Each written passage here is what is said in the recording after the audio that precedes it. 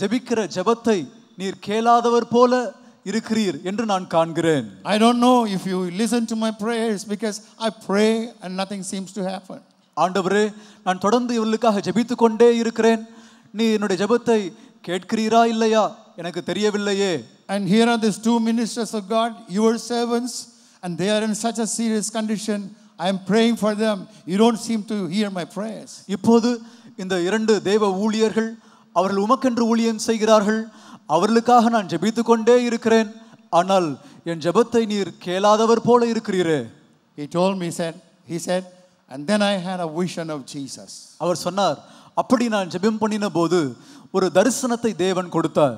And the vision I saw the Lord Jesus Christ going away from me. அந்த தரிசனத்திலே ஆண்டவராகிய இயேசு என்னை விட்டு விலகி செல்வதை நான் பார்த்தேன். And then I cried out, I said, Lord, even now I'm praying, you're not hearing, you're not listening, you're going away from me. அப்பொழுது அவர் ஜெபம் பண்ணினார், ஆண்டவராகிய இயேசுவே, இப்போதும் நான் ஜெபம் பண்ணி கொண்டிருக்கிறேன், நீர் ஜெபத்தை கேட்கவில்லை, ஆனால் என்னை விட்டு விலகி செல்கிறீரே. And he says, suddenly the Holy Spirit of God spoke to my heart. அவர் சொன்னார், சடுதியாக நான் அப்படி ஜெபித்துக் கொண்டிருந்த அந்த வேளையில் பரிசுத்த ஆவியானவர் என் உள்ளத்தில் பேசினார். And he said, son, Jesus is not going away from you, but he's going to do the warfare for those two ministries of God. அவர் சொன்னார், என் மகனே, இயேசு கிறிஸ்து உன்னை விட்டு இப்பொழுது விலகி போகவில்லை. நீ ஜெபித்த ஜெபத்தை கேட்டு அந்த இரண்டு ஊழியர்களுடைய வாழ்க்கையிலேயும் அற்புதம் செய்யும்படியாக அவர் கடந்து போய் கொண்டிருக்கிறார்.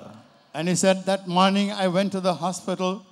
I asked the doctors, I met the doctors and asked them, what has happened to those two people? Are they still there? அந்த நாளின் காலை வேளையில் நான் மருத்துவமனைக்கு திரும்பவும் போனேன். அங்கிருந்த மருத்துவர்களை பார்த்து அவர்களிடம் விசாரித்தேன், அந்த ரெண்டு ஊழியக்காரர்களுக்கு என்ன ஆனது என்று. And they said, we don't know what's happened, but a miracle has taken place because those two people, they are getting back to normal. They opened their eyes, they are getting better. மருத்துவர் சொன்னார், என்ன ஆனது என்று எங்களுக்கு தெரியவில்லை, ஆனால் மிகவும் சுகவீனமாக சுயநினைவு இல்லாமல் இருந்த அவர்கள் இரண்டு பேரும் இப்பொழுது அவர்கள் குணமாகி வருகின்றார்கள். திரும்பவும் பழைய நிலைக்கு அவர்கள் வந்து கொண்டே இருக்கின்றார்கள். That's what God can do into our life. இப்படிப்பட்ட காரியங்களை நம்முடைய வாழ்க்கையிலும் தேவனால் செய்ய முடியும். Hallelujah. Hallelujah. You may be praying for things, praying for healing, praying for your finances, but the devil will put fear in your heart and he will say nothing is going to happen. பொருளாத விஷயங்களில் தேவன் அற்புதம் செய்யும்படியாக தெய்வீக சுகத்திற்காக தேவைகளுக்காக ஒருவேளை நீங்கள் ஜெபித்துக் கொண்டிருக்கலாம். பிசாசு ஒரு பக்கத்தில் உங்களிடத்திலே பேசுவான், ஒன்றும் நடக்க போவதில்லை என்று. But I can tell you that Jesus Christ will go before you and he will fight the warfare for you. ஆனால் இன்றைக்கு நான் உங்களுக்கு சொல்கிறேன், உங்களுக்காக யுத்தம் பண்ணும்படியாக ஆண்டவராகிய இயேசு கிறிஸ்து அவர் உங்களுக்கு முன்பதாக கடந்து போவார். He is going ahead of you, the Lord God of heaven, the Lord of hosts. He is going before you to fight the war for you. பரலோகத்தின் தேவன், சேனை அதிபன் நம் கர்த்தர், அவர் உங்களுக்காக யுத்தம் செய்யும்படியாக உங்கள் முன்பதாக அவர் கடந்து போய் கொண்டிருக்கின்றார். Do not allow the spirit of fear to come into your heart in any way. எந்த நேரத்திலேயும் பயத்தின் ஆவி உங்கள் உள்ளத்திற்குள் வந்து குடிகொள்ள நீங்கள் இடம் கொடாதிருங்கள். Hold on to the Lord Jesus Christ. கர்த்தராகிய இயேசு கிறிஸ்துவை பிடித்துக் கொள்ளுங்கள். Hold on to the word of the Lord. கர்த்தருடைய வார்த்தையை நீங்கள் உறுதியாக பிடித்துக் கொள்ளுங்கள். The word of the Lord will never pass away. கர்த்தருடைய வார்த்தை ஒருபொழுதும் மாறாது. Heaven and earth will pass away, but not even one word, not a jot of the word will pass away what Jesus has spoken. வானமும் பூமியும் ஒளிந்து போகும், ஆனால் இயேசு கிறிஸ்து நம்முடைய வாழ்க்கையிலே உரைத்த வார்த்தைகள், வார்த்தையின் ஒரு உருப்பாகிலும் ஒரு நாளும் மாறுவதில்லை. When devil brings fear into your heart, say it, tell the devil, devil, get out of you. I hold on to the word of faith. பிசாசு உங்கள் உள்ளத்திலே பயத்தை கொண்டு வர நினைக்கும் பொழுது நீங்கள் சொல்ல வேண்டும், நான் கர்த்தருடைய வார்த்தையை விசுவாசிக்கிறேன், பிசாசே உனக்கு இங்கு இடமில்லை, வெளியே போ. Make a decision today that whatever comes to me, I will believe in the word of God. நீங்கள் இன்றைக்கு தீர்மானித்துக் கொள்ளுங்கள், என் வாழ்க்கையில் என்ன நடந்தாலும் சரி, எல்லா சூழ்நிலையிலேயும் நான் கர்த்தருடைய வார்த்தையை விசுவாசிப்பேன். God said it. God has said it. தேவன் சொல்லி இருக்கின்றார். I believe it. நான் அதை விசுவாசிக்கின்றேன். That settles it for me.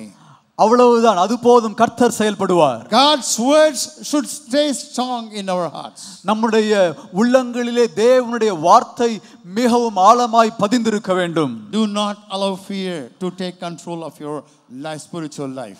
உங்கள் ஆவிக்குரிய வாழ்க்கையை பாதிக்கும்படியாக ஒரு நாளும் பயத்திற்கு நீங்கள் இடம் கொடுக்க வேண்டாம். The second nation, the enemy nation listed here is the Girgashites. நாம் இந்த இடத்திலே காணக்கூடிய இரண்டாவது சத்துருக்கள் அவர்கள் கிர்காசியர். The Girgashite, the meaning of Girgashite means they are clay dwellers, dwelling in clay soil. கிர்காசியர் என்று சொல்லும்போது களிமண் தரையிலே வசிப்பவர்கள். You know how it will be when you walk in a clay soil? களிமண்ணாக குலைந்து போய் இருக்கக்கூடிய தரையில் நடந்தால் எப்படி இருக்கும் என்பதை நீங்கள் அறிந்திருக்கிறீர்கள். And when you walk in a clay soil, you know, it slips. நீங்கள் அப்படி களிமண் தரையிலே நடப்பீர்களானால் சில நேரங்களிலே வழுக்கி விழக்கூட சாத்தியம் உண்டு. When you construct a building also, when it's a clay soil, the building cannot stand firm, there will be cracks.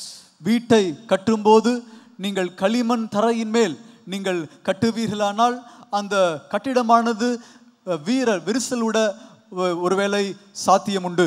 And clay soil also would mean Girgashites, you know, they would be sliding, and that tells us about backsliding in the life. கிர்காசியர் அதாவது களிமண் தரை போன்று இருப்பவர்கள் என்று கூறும்போது நம்முடைய வாழ்க்கையிலே வரக்கூடிய பின்மாற்றத்தை அது குறிக்கின்றது. The devil, the spirit of Girgashite, they will bring temptations before us so that we will backslide from our faith life in God. கிர்காசியர் அதாவது பிசாசு நம்முடைய வாழ்க்கையிலே தடைகளை கொண்டு வருவான். இதன் நிமித்தம் நம்முடைய வாழ்க்கையிலே நாம் பின்வாங்கக்கூடிய சூழ்நிலைகள் உண்டாகும். Many believers, because of the temptation, the lust in their lives, they have backslided. அநேக விசுவாசிகள் சோதனையின் காரணமாக தங்கள் வாழ்க்கையிலே காணப்படுகிற கஷ்டங்கள் நிமித்தமாக அவர்கள் இச்சைகளின் நிமித்தமாக பின்வாங்கி இருக்கின்றார்கள். They will bring sin, and the people of God, they fall into sin, they start backsliding. பாவத்தை பிசாசு கொண்டு வருவான். அந்த பாவத்திலே விழுந்து அதன் பிற்பாடு அவர்கள் தேவனை விட்டு பின்வாங்க ஆரம்பிக்கின்றார்கள். And they start walking in a backslidden and a sinful life, and their hearts are smeared. They don't respond to God's call again. அவர்கள் தொடர்ந்து பின்மாற்றத்திற்குள்ளாக போகின்றபடியினால் தேவனுடைய குரலை தங்கள் வாழ்க்கையில் கேட்க முடியாத ஒரு நிலைக்குள்ளாக மாறிவிடுகிறார்கள். Outside, externally, they seem to be good Christians, but inside they have backslidden.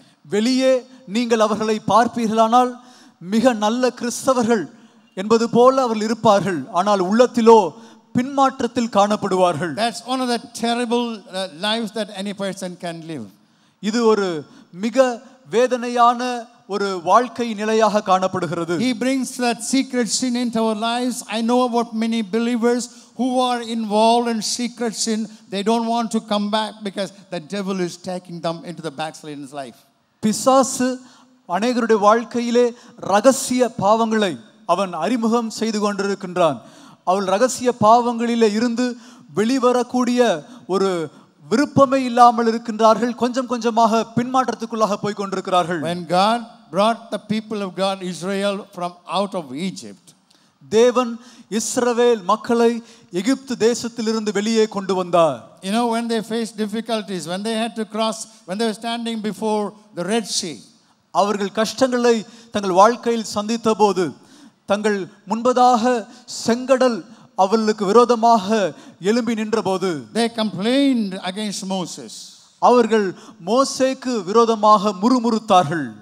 They said that were there not enough of graves in Egypt that we could have buried there? Why did you bring us here? எகிப்திலே எங்களுக்கு கல்லறைகள் இல்லை என்பதற்காகவா இந்த வனாந்தரத்திலே சாகும்படியாக எங்களை கொண்டு வந்தீர்? Every stage you see in the lives of his people of God, they started murmuring. They wanted to go back to Egypt. தேவ ஜனங்களுடைய வாழ்க்கையின் ஒவ்வொரு நிலையிலும் நீங்கள் பார்ப்பீர்களானால் அவர்கள் முறுமுறுத்தார்கள். எகிப்திற்கு திரும்ப போக வேண்டும் என்று விரும்பினார்கள். And the same thing will happen to God's people also today spiritually, that the spirits of Girgashites work against God's people, take them back into the previous life. கிர்காசியர் அவர்களுடைய அந்த ஆவி தேவ மக்களுக்கு விரோதமாக செயல்படும் போது எப்படியாகிலும் அவர்களை திரும்பவும் பின்மாற்றத்திற்குள்ளாக பழைய வாழ்க்கைக்குள்ளாக கொண்டு செல்ல வேண்டும் என்று அந்த ஒரு எண்ணம் அந்த அசுத்த ஆவிகளுக்குள் இருக்கும். Demas was a man who was a co-worker, co-laborer along with Paul. தேமா அப்போஸ்தலனாகிய பவுலோடு கூட இருந்த உடன் வேலையாளாக காணப்பட்டார். I don't know how, but somehow the world entered into his heart. எப்படியோ இந்த உலகமானது அவருடைய உள்ளத்திற்குள் வந்துவிட்டது. And so he left the ministry, he left God, he went back to the world. ஆகவே ஊழியத்தை விட்டு விட்டார், தேவனை விட்டு விட்டார், திரும்பவும் அந்த உலகத்திற்குள்ளாகவே அவர் போய்விட்டார். God's beloved, let me warn you, exhort you, do not go back into the world. தேவனுடைய பிள்ளைகளே, நான் உங்களை எச்சரிக்கிறேன், நான் உங்களை பார்த்து சொல்லுகிறேன், ஒரு நாளும் திரும்பவும் இந்த உலகத்திற்குள் நீங்கள் போகக்கூடாது. Be on fire for God every day, every hour, every minute, every second. ஒவ்வொரு நாளும், ஒவ்வொரு மணி நேரமும், ஒவ்வொரு நிமிஷமும், ஒவ்வொரு வினாடியும் நீங்கள் கர்த்தருக்காக பற்றி எரிகிற அனலுள்ளவர்களாக காணப்பட வேண்டும். You are filled with the Holy Spirit of God. தேவனுடைய பரிசுத்த ஆவியானவர் உங்களை நிரப்பி இருக்கின்றார். There is no relationship between the Holy Spirit of God and the spirit of lust. பரிசுத்த ஆவிக்கும் இச்சையின் ஆவிக்கும் எந்த சம்பந்தமும் கிடையாது. God's people, we should be warned all the time. Walk closer with God all the time. எப்பொழுதும் தேவ ஜனங்கள் தேவனுக்கு மிக நெருக்கமாக அவர்கள் நடக்க வாஞ்சிக்க வேண்டும். Be filled with the Spirit of God all the time. எப்பொழுதும் பரிசுத்த ஆவியானவரால் நீங்கள் நிரம்பி இருக்க வேண்டும். All the time start giving praises and worship God, worship Jesus in your heart. எப்பொழுதும் உங்கள் இதயத்திலே தேவனை துதித்து ஆராதித்துக் கொண்டே இருக்க வேண்டும். That Girgashite spirit will have no place in our lives. அப்படி நீங்கள் எப்போதும் அனலாக இருப்பீர்களானால் கிர்காசியரின் ஆவி உங்கள் உள்ளத்தில் செயல்பட முடியாது. When Pastor Sundaram was there, one day I and my wife, we went to meet with him. Pastor Sundaram அவர்கள் இருந்த அந்த காலத்திலே ஒரு நாள் நானும் எனது மனைவியும் அவரை சந்திக்கும்படியாக போயிருந்தோம். I can never forget that day. அந்த நாளை ஒரு நாளும் என்னால் மறக்கவே முடியாது. He was talking to us for some time. அவர் கொஞ்ச நேரம் எங்களோடு பேசிக்கொண்டே இருந்தார். And then he said something which is very, very significant. அதன் பிற்பாடு மிகவும் மிகவும் முக்கியமான ஒன்றை குறித்து அவர் எங்களோடு பேசினார். And before praying for us, he said, all the time feel over your head whether you have the anointing of God. எங்களுக்காக ஜெபிப்பதற்கு முன்பதாக அவர் சொன்னார், எப்போதும் உங்கள் கரத்தை உங்கள் சிரசிலே வைத்து தொட்டு பாருங்கள், அந்த அபிஷேகம் உங்கள் தலைமேல் இருக்கின்றதா? When the Spirit of God has filled your heart, the anointing is all the time there. தேவ ஆவியானவர் உங்களை நிரப்பும் அந்த நாளிலிருந்து அந்த அபிஷேகம் உங்கள் சிரசின் மீது இருக்கின்றது. I don't know, you can even just put your hand upon my head, your head. உங்கள் கரத்தை உங்கள் சிரசிலே நீங்கள் வைத்து பார்த்தால் அபிஷேகத்தை உணர முடியுமா? Can you just put your hand upon your head? எல்லாரும் உங்கள் வலது கரத்தை உங்கள் சிரசின் மீது வைக்கும்படியாக கேட்கிறேன். And see if the Spirit, the anointing of God is upon your head. கர்த்தருடைய ஆவியின் அபிஷேகம் உங்கள் சிரசின் மீது இருக்கின்றதா? It should not go down even a little bit.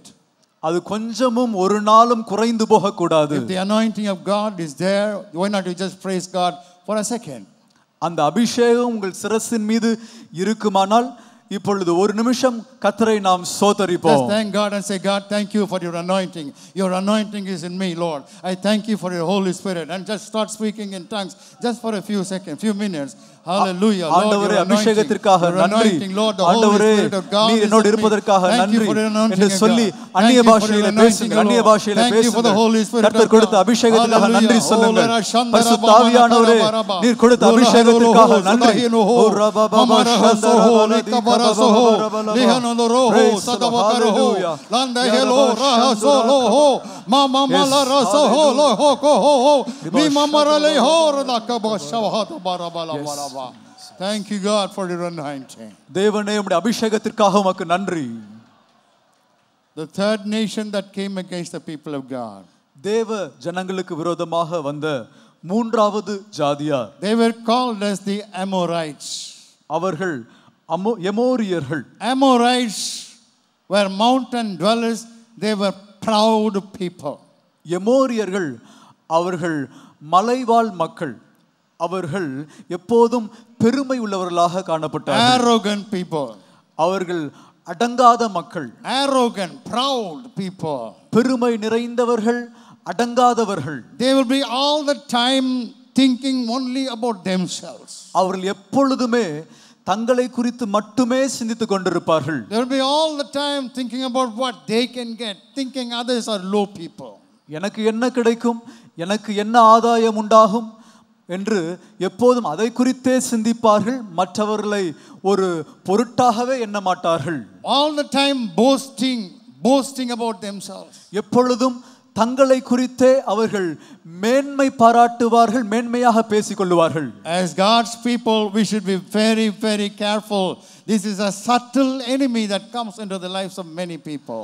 தேவ ஜனங்களாகிய நாம் இந்த விஷயத்திலே மிகவும் கவனமுள்ளவர்களாக காணப்பட வேண்டும். இந்த சத்துரு ஒரு தந்திரமான ஒரு சத்துரு நம்முடைய வாழ்க்கையிலே வருவான். The Bible says God resists the proud. வேதம் கூறுகிறது தேவன் பெருமையுள்ளவர்களுக்கு எதிர்த்து நிற்கின்றார். God cannot tolerate proud people. பெருமையான மக்களை தேவனால் ஒரு நாளும் பொறுத்து கொள்ள முடியாது. You cannot be a proud man because you have too much money. அதிகமான பணம் உங்களுக்கு இருக்கின்றபடியினால் அதன் காரணமாக நீங்கள் பெருமை நிறைந்த நபராக இருக்கக்கூடாது. You cannot be a proud person because of a very influential person. சமுதாயத்திலே செல்வாக்கு உங்களுக்கு அதிகமாக இருக்கின்ற அந்த காரணத்தினால் நீங்கள் பெருமை அடைந்து விடக்கூடாது. You cannot be a proud person because you have a big ministry. உங்களுக்கு பெரிய ஊழியம் இருக்கின்றது என்கின்ற காரணத்தினால் நீங்கள் பெருமை கொள்ளக்கூடாது. There is no greater person than Jesus who has got the greatest ministry. He is the apostle of our souls. இயேசு கிறிஸ்துவை பார்க்கிலும் நம்முடைய ஆத்துமாவுக்கு அப்போஸ்தலராகிய அவரை பார்க்கிலும் பெரிய ஊழியம் இந்த உலகத்தில் யாருக்கும் கிடையாது. But when we look at Jesus Christ, he is the most humble person. ஆனால் இயேசு கிறிஸ்துவின் வாழ்க்கையை பார்ப்பீர்களானால் அவர்தான் எல்லாரை பார்க்கிலும் மிகவும் தம்மை தாழ்த்தினார். Though he is in the form of God, he did not consider that to be a robbery to be equal with God. அவர் தேவ சாயலாக இருந்தாலும் தேவ சாயலாக இருப்பதை தேவனுக்கு சமமாய் இருப்பதை கொள்ளையாடின பொருளாக எண்ணவில்லை. He humbled himself, took the form of human beings like a slave. He came down to this earth to live among us. அவர் தம்மை தாமே தாழ்த்தினார். இந்த உலகத்திலே நம்மோடு கூட வந்து வாழும்படியாக அவர் அடிமையின் ரூபம் எடுத்தார். He didn't want a house, he didn't want a car, he had nothing in this world. அவருக்கென்று சொந்த வீடு இல்லை, அவருக்கென்று சொந்தமாக இந்த உலகத்திலே ஒன்றுமில்லாமல் இருந்தது. He even didn't have a grave for himself. He didn't want even a grave. இறுதியிலே அடக்கம் பண்ணப்படும்படியாக அவருக்கென்று சொந்தமான ஒரு கல்லறை கூட இல்லாமல் இருந்தது. Because he loved us so much, he humbled himself and gave his life for us. அவர் நம்மை அதிகமாக நேசித்தபடியினால் அவர் தம்மையே தாழ்த்தினார், தம்முடைய ஜீவனையே நமக்காக முழுவதுமாய் கொடுத்தார். If we are worshiping this Jesus as our Savior, why should we be a proud people? இப்படிப்பட்ட இயேசுவை நம்முடைய இரட்சகராக நாம் வைத்து அவரை ஆராதிக்கிறவர்களாகிய நாம் ஏன் பெருமையுள்ளவர்களாக இருக்க வேண்டும்? God resists the proud. தேவன் பெருமையுள்ளவர்களுக்கு எதிர்த்து நிற்கின்றார். But he gives grace to the humble people. ஆனால் தாழ்மையுள்ளவர்களுக்கோ அவர் கிருபையை கொடுக்கின்றார். Let's humble ourselves at the feet of Jesus. இயேசு கிறிஸ்துவின் பாதங்களிலே நம்மையே நாம் தாழ்த்துவோம். Instead of the spirit of Amorite, the proud spirit, let us be filled with the spirit of humility. எமோரியரின் ஆவி அந்த பெருமையை நமக்குள் கொண்டு வர நினைக்கும் போது அதை எதிர்த்து நாம் தாழ்மையின் ஆவியுள்ளவர்களாய் செயல்படுவோம். Fourthly, we see about the next nation, it is called Canaanites. அடுத்ததாக நான்காவதாக கானானியர் என்று அழைக்கப்படுகிற ஜாதியாரை குறித்து நாம் பார்க்கின்றோம். The Canaanites were living in low lands, low people. கானானியர் தாழ்ந்த தேசத்திலே தாழ்ந்த நிலப்பரப்பிலே வசித்து வந்தார்கள். The significance is they were spiritually low people. இவர்கள் ஆவிக்குரிய நிலையிலே மிகவும் தாழ்ந்த நிலையில் காணப்பட்டார்கள் என்பதுதான் ஆவிக்குரிய அர்த்தம். Canaan's forefather was Ham, the second son of Noah. நோவாவினுடைய இரண்டாவது குமாரன் ஹாம் தான் கானானுடைய தகப்பனார். After the floods, one day Noah was sleeping in his place. He was totally drunk. ஜலப்பிரளயத்துக்கு பின்பதாக ஒரு நாள் நோவா மிகவும் குடித்து வெறித்தவராக அவர் கூடாரத்திற்குள் படுத்திருந்தார். And he was lying in his tent totally naked. அவர் கூடாரத்திற்குள் நிர்வாணமாக படுத்திருந்தார். Well, we don't question all those things. அதை குறித்து ஏன் இப்படி நடந்தது என்று நாம் கேட்க வேண்டாம். But the second son Ham, he went and saw the nakedness of his father. இரண்டாவது குமாரனாகிய ஹாம் அவன் அங்கு சென்று தகப்பனாரின் நிர்வாணத்தை கண்டான். What should have happened was Ham should have come and he should have cried, my father is in such a pitiful state. Com வந்து அவன் கண்ணீரோடு அழுது என்னுடைய தகப்பனார் இப்படிப்பட்ட பரிதாபமான நிலையிலே காணப்படுகிறாரே என்று அவன் வருத்தப்பட்டு இருக்க வேண்டும். But instead he went and told the other two brothers, come and see our father is. ஆனால் அப்படி செய்வதற்கு பதிலாக மற்ற இரண்டு சகோதரரிடமாக சென்று நீங்கள் வந்து பாருங்கள் தகப்பனார் எப்படி கிடக்கிறார் பாருங்கள் என்று அவன் சொன்னான். He was making fun of his father. தன்னுடைய தகப்பனாரை குறித்து அவன் கிண்டலாக பேசினான். Otherwise I would say, defaming, abusing his father. வேறு வார்த்தையில் சொல்ல வேண்டுமானால் தன்னுடைய தகப்பனாரை அவன் ஏளனப்படுத்தினான், கேவலப்படுத்தினான். Speaking ill of his father. தகப்பனாரை குறித்து தீமையான காரியங்களை பேசினான். Speaking ill of the father, we have no place to speak ill about the people. தகப்பனாரை குறித்து மற்றவர்களை குறித்து நாம் தீமையான வார்த்தைகளை பேச இடம் கொடுக்க கூடாது. In this church there was first of all one important verse is speak evil of nobody. அப்போஸ்தல கிறிஸ்தவ சபையினுடைய மிகவும் முக்கியமான ஒரு கொள்கை ஒருவரை குறித்தும் தீமையாக பேசாதிருங்கள். I appreciate that very much. நான் அதை மிகவும் பாராட்டுகின்றேன். I think it is in Titus chapter 3 and verse number 2. தீத்து 3:2 என்ற வசனத்திலே அது காணப்படுகிறது என்று நான் நினைக்கிறேன். Do not speak evil against somebody else. ஒருவரை குறித்தும் பொல்லாங்கானதை பேசாமல் இருங்கள். If you find any mistake in anybody's life, மற்ற ஒரு நபருடைய வாழ்க்கையிலே ஏதாகிலும் குறைவை நீங்கள் காண்பீர்களானால், don't go to others and tell about this man, he is like this, he is like that. உடனே போய் வேறொருவரை சந்தித்து இவனா இவன் இப்படி அவள் அப்படி என்று நீங்கள் அதை குறித்து பேசாதிருங்கள். But rather than that, go to your secret place and pray to God and say, God, please change that man. அதற்கு பதிலாக நீங்கள் அந்தரங்கத்திலே உங்கள் ஜெப வேளையில் கர்த்தர் முன்பதாக சென்று தேவனே அந்த நபரை எப்படியாகிலும் நீர் மாற்றிவிடும் என்று ஜெபம் பண்ணுங்கள். Because if we are backbiting, if we are speaking ill of others, your spiritual life will be at a loss. நீங்கள் புறங்கூறினால் மற்றவர்களை குறித்து பொல்லாங்கானவைகளை பேசினால் உங்கள் ஆவிக்குரிய வாழ்க்கையில் நஷ்டப்படுவீர்கள். Fifthly, the next nation is called as Perizzites. ஐந்தாவதாக இங்கு சொல்லப்பட்டிருக்கிற சந்ததியின் பெயர் பெரிசியர்.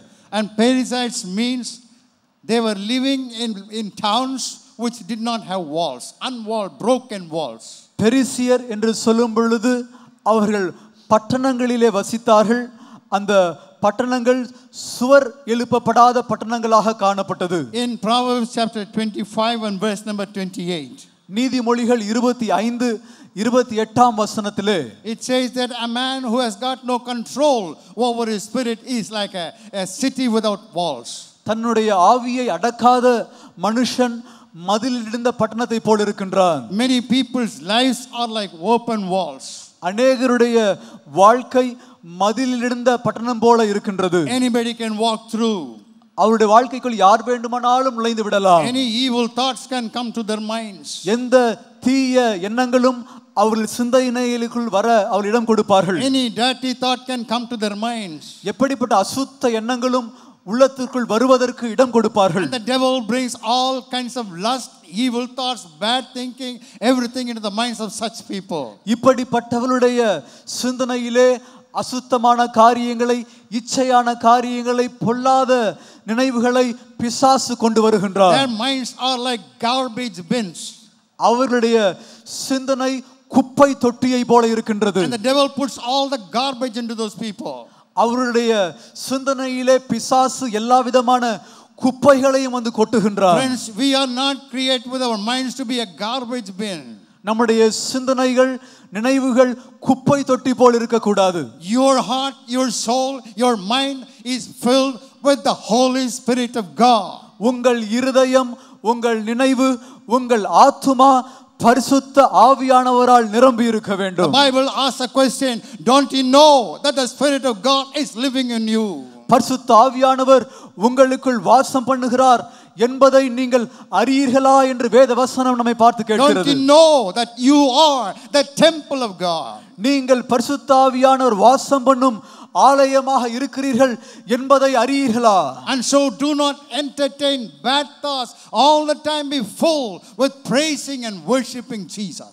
ஆகவே அசுத்தமான எண்ணங்கள் வருவதற்கு நீங்கள் ஒரு நாளும் இடமளிக்க கூடாது. எந்நேரமும் இயேசு கிறிஸ்துவை துதித்து அவரையே நீங்கள் ஆராதனை செய்து கொண்டிருக்க வேண்டும். Sixthly, it talks about the Hivites. ஆறாவதாக ஏவியரை குறித்து இங்கு சொல்லப்பட்டிருக்கிறது. The Hivites were living in such places, in such lands, and they had built huge high walls for their towns.